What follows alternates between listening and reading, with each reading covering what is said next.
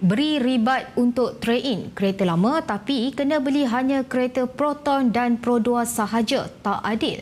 Demikian sini seorang pemerhati berhubung program ribat RM4,000 bagi menggantikan kenderaan berusia lebih 20 tahun dengan model lebih selamat keluaran perusahaan automobil nasional Proton dan perusahaan automobil kedua Pro 2. Dakwa pemerhati Proton dan Pro 2 hari ini bukan milik kerajaan dan kenderaan itu bukan lagi kereta nasional.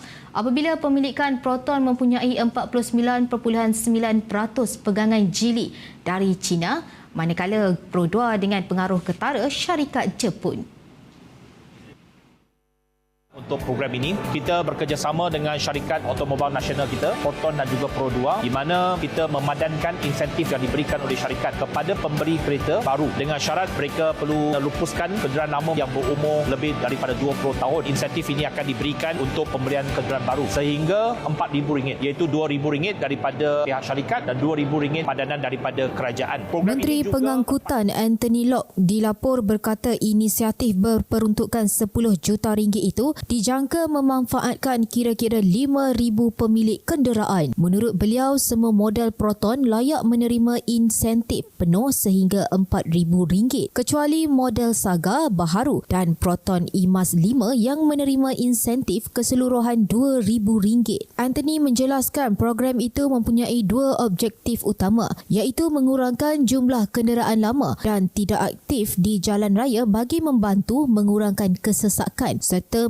meningkatkan keselamatan jalan raya kerana kenderaan lama lazimnya tidak dilengkapi ciri keselamatan moden. Dalam perkembangan berasingan, pemerhati menegaskan tiada sebab langsung untuk kerajaan menawarkan sebarang bentuk diskaun atau kelonggaran kepada kenderaan asing termasuk dari Thailand. Ujarnya, tawaran diskaun sepatutnya untuk rakyat Malaysia dan kenderaan berdaftar Malaysia justru ia menjadi kelebihan menjadi warga negara dan bukan perkara yang boleh dirunding. Masalahnya, sindir pemerhati, walaupun dasar sudah jelas, penguatkuasaan masih kabur menyebabkan polis dan pihak Jabatan Pengangkutan Jalan JPJ didakwa belum mempunyai arahan tegas sehingga timbul kekeliruan seolah-olah kenderaan asing juga wajar diraikan dengan diskaun saman. Terdahulu, Anthony yang memaklumkan Kementerian Pengangkutan akan meneliti tawaran diskaun tersebut berkata, tawaran yang diperkenalkan sebelum ini membabitkan kesalahan tidak memiliki permit peredaran antarabangsa ICP dan kesalahan lain adalah budi bicara JPJ.